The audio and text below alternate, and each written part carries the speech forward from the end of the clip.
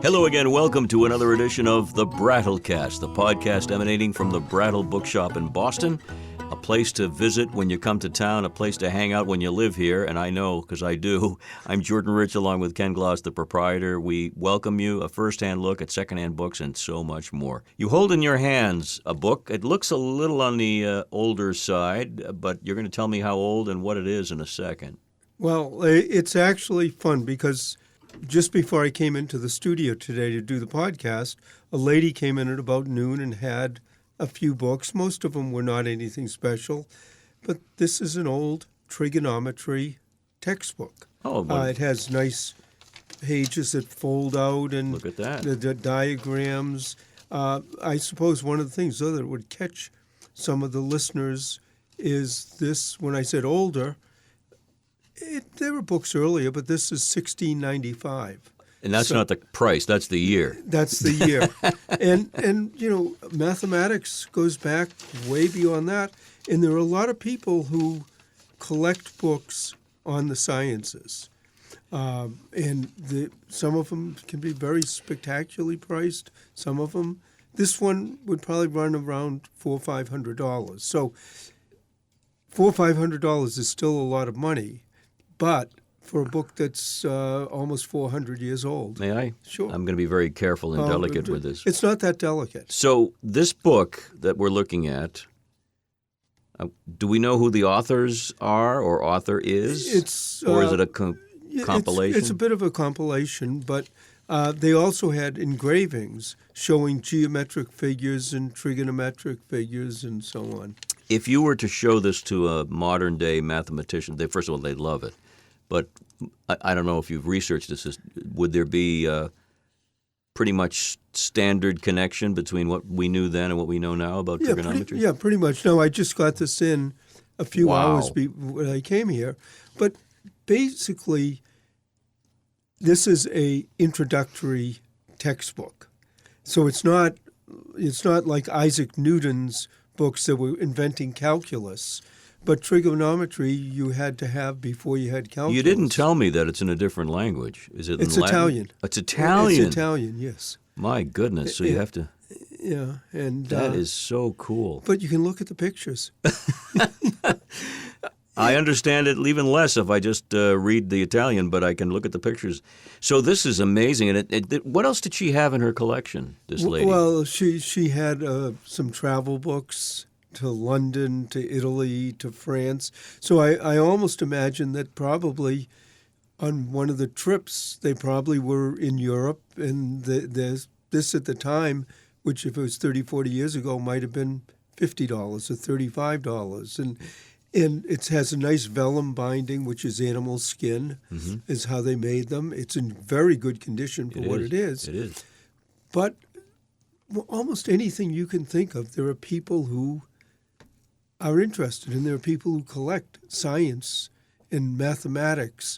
And I got a call from a lady also just before I came here, whose husband passed on, but she has about 400 or 500 books on physics and mathematics and so on. And whenever someone calls and they say they have a math collection or they have a science collection, I always tend to ask what level. Because if they're an introductory high school or college textbook in the last 50 or 100 years, there's tons of them out there. If you get back to math textbooks back in the early 1800s and back, you can get them for $20, $25, and they sell really fast during the summer when people are tourists, and they feel, that would be a great gift to give to the teacher, just a tutor or whatever. Right. But on one of the nice parts about math in physics is when people call and also they say they have a library of science books, if it's biology, if it's nature, if it's many of these subjects, some of the engineering subjects, everything's changed.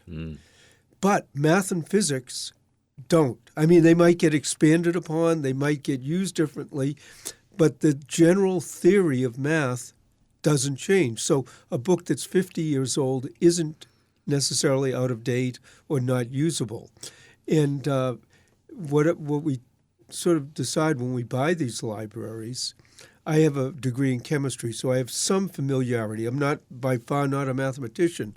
But if you read the title and you don't know what it's about, usually that's a pretty good book, because it means it's some small aspect of physics, math, that there are going to be specialists in, and the books are very, very expensive new.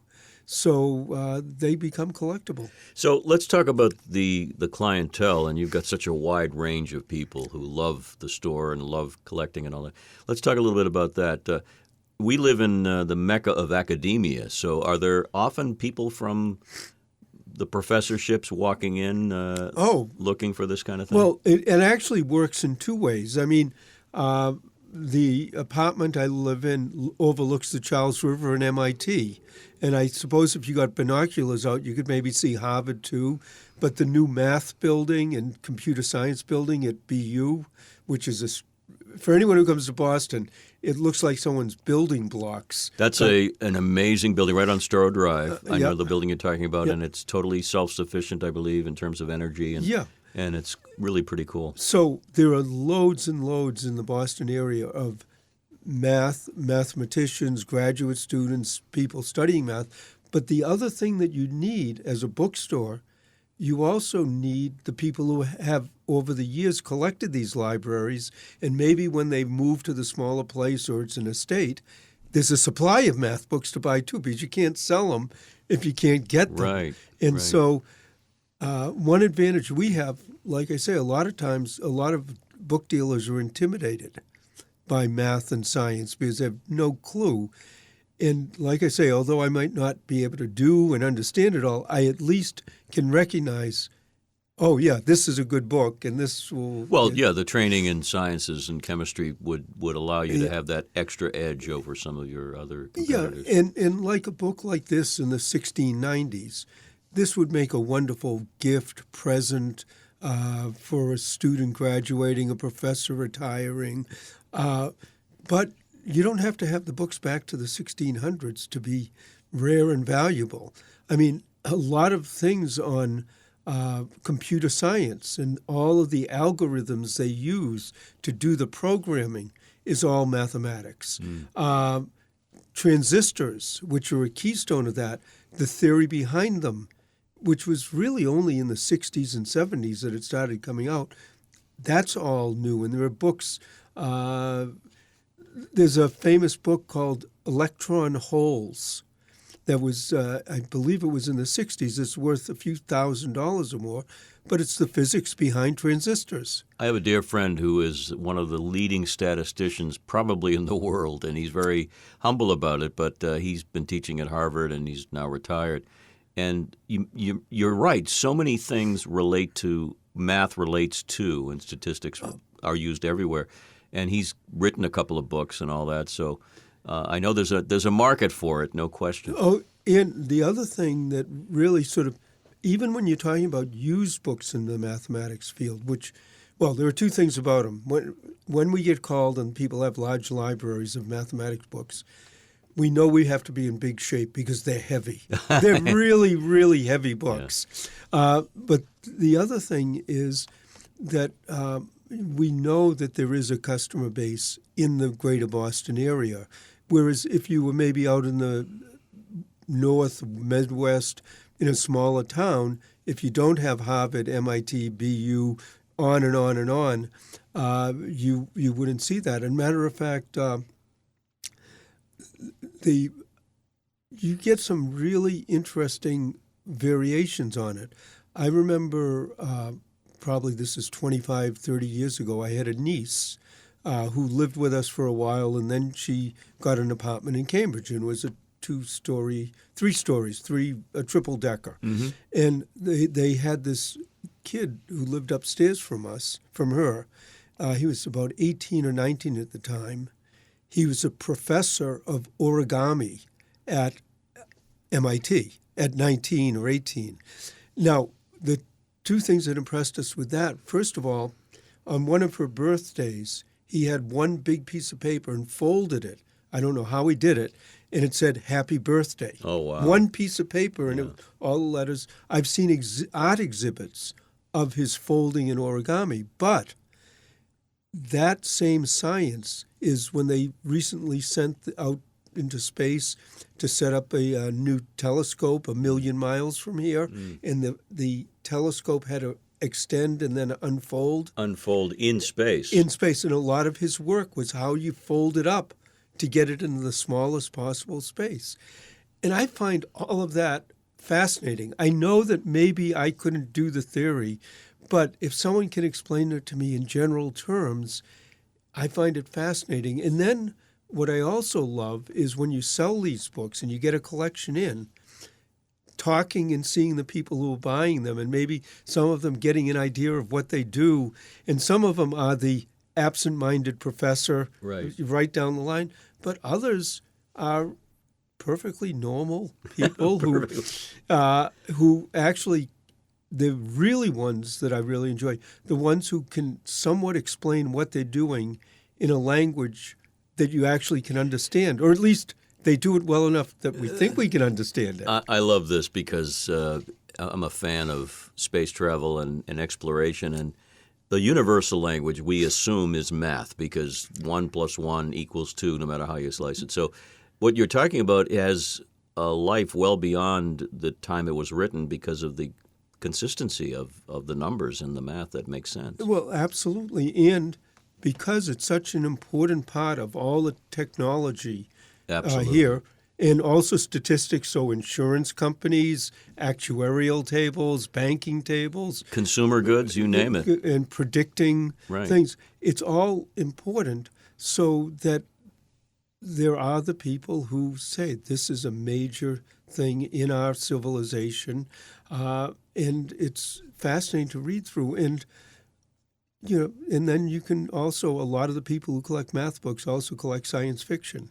They're trying to figure out how you go warp speed beyond the speed of light. Yeah, I've met and interviewed many of these writers and many of these physicists who come up with these ideas that match the sci-fi shows we love. And I agree. I'm totally fascinated. I'm not a math guy. I didn't do well on my SATs.